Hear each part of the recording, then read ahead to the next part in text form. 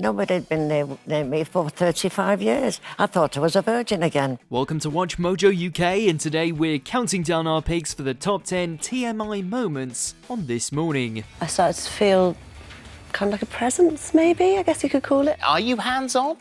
I am prepared to be hands-on, yes. Right, well... But I never say what people do wrong. Yeah, that's what they actually call a boy toy. They come from the USA. Before we begin, we publish new content every day, so be sure to subscribe to our channel and ring the bell to get notified about our latest videos.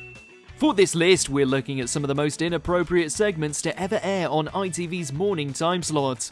Let us know in the comments which one you want to erase from your memory. Number 10, Ghost Husband.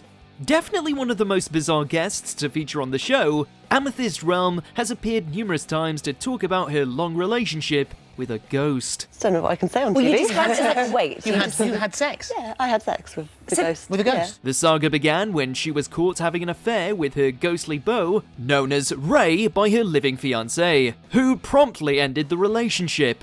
But she came back to the sofa many times to talk about how she and the ghost had gotten engaged and she desperately wanted to have a baby with him. I've been looking into phantom pregnancies, and I believe that a phantom pregnancy is actually a real pregnancy, but you have a phantom inside you. But then in 2020, tragedy struck. Amethyst dumped Ray because he started hanging around with other ghosts she didn't really like. She even claims he was taking drugs, though nobody can explain how this was possible. So I think maybe he fell in with a bad crowd when we were on holiday. He just started becoming really inconsiderate. Number 9, Intimacy Coach.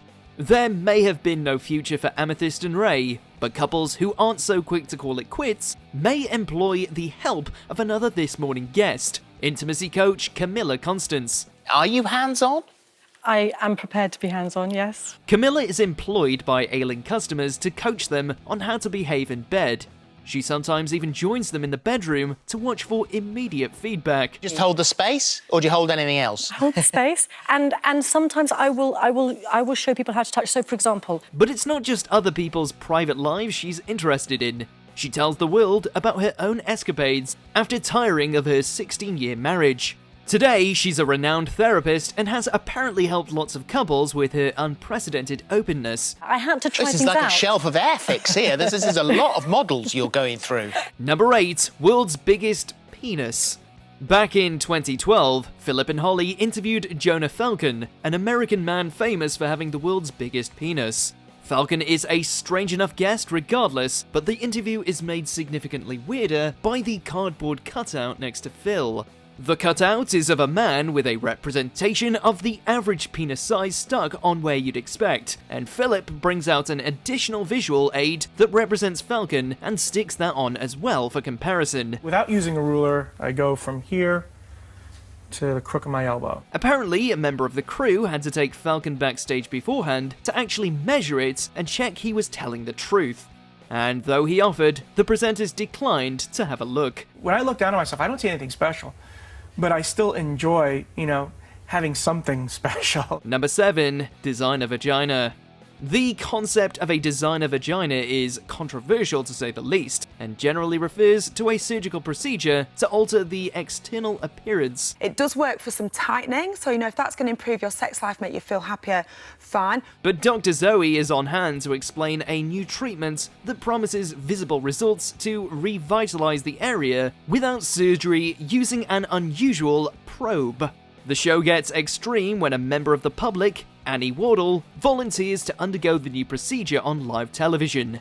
Viewers were outraged that this was allowed to air in the morning, 12 hours before the watershed, and plenty of complaints were levied at ITV. It's the kind of thing you expect from embarrassing bodies, not This Morning. So £1,200 is a lot of money, and it's a lot of money to spend on an area that pretty much nobody's going to see. Number 6, Sex Toy Review. A group of brave couples were invited onto the show to take part in a long study to find out exactly how good certain sex toys are. Rampant Rabbit Thruster Deluxe. Thanks, Holly. Couples were shown opening their boxes of gadgets and were quizzed specifically about what they enjoyed by Philip and Holly on the show itself. We gave it 10 out of 10. Did Wowza. It was an insight into their personal lives that viewers didn't want or need. Remarkably, this wasn't the last time sex toys made an appearance on This Morning. In 2016, a controversy was ignited once again when Tracy Cox arrived to discuss the nation's favourite vibrators, as voted by Good Housekeeping magazine. Yet again, there were no small number of complaints. The sex toy industry is worth 15 billion US dollars globally, and it's set to rise to 52 billion in the year 2020. It is big news. Number 5. Hattie Retro Age. 83-year-old Hattie joins the studio live from New York to talk about her self-professed addiction to dating apps and one-night stands. Call me a dirty old anything. You see who I am, and I'm fine with that, honey. Rarely, if ever, does she see the same man twice, and they're all interested in her because she's older and experienced. While she initially placed an ad in a newspaper some 30 years ago, by 2019, she'd moved onto Tinder to meet suitable men. She even tries it on with Eamon, even though Ruth is sitting right there. I'll sit right in her place if she doesn't mind. Number 4. Nicole Mitchell. After spending the majority of her life in the church and becoming a pastor in the process, Nicole Mitchell decided it was time to stop living a lie. She came out as LGBT and quit being a pastor, but she made an interesting career change after this. She set up an OnlyFans and started posting explicit photos of herself online. It's a little community we build where they can get to know me in ways that they can't on social media, and it's an amazing, amazing space. Though ITV couldn't show any of Mitchell's professional pictures, she had no qualms when discussing how graphic and inappropriate they are. And I've slowly become more and more open and comfortable, and now there's definitely more explicit content on there. Her life story is interesting, but her candidness certainly isn't for the faint of heart. Even Ruth thought the segment was a bit much. Nicole, you're a mother to 3 young children, 5, 7 and 10. How much do they know about what Mummy does? When will you tell them? Number 3. The Doll Man. As of 2011, Welshman Bob Gibbons had the largest collection of love dolls in the entire world.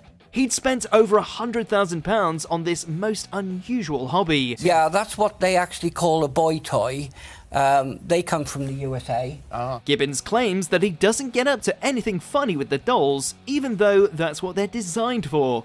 Remarkably, there is a Mrs. Gibbons, and she joins her husband on the show, claiming that she actually likes the dolls. We dress them and do their makeup and everything. Bob explains that what they really do with the dolls involves taking them out into the world and photographing them doing various activities, like going on hikes or down the shops.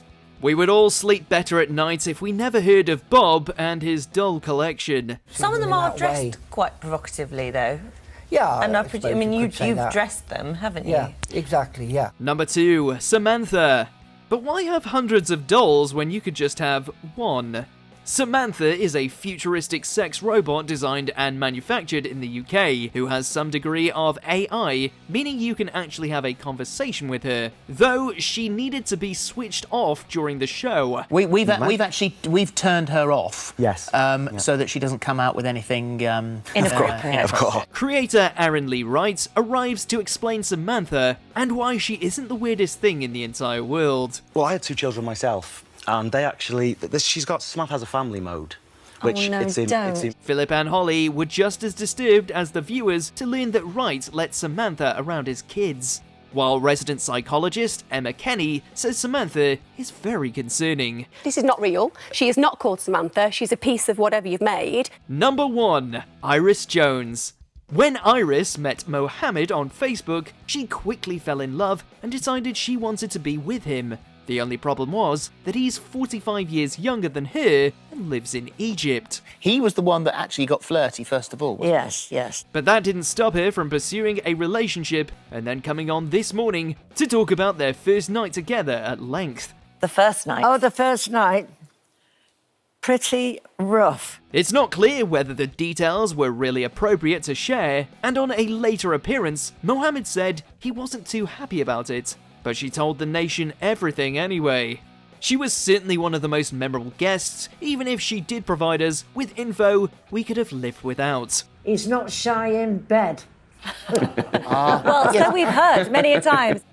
Do you agree with our picks? Check out this other recent clip from WatchMojo UK and be sure to subscribe and ring the bell to be notified about our latest videos.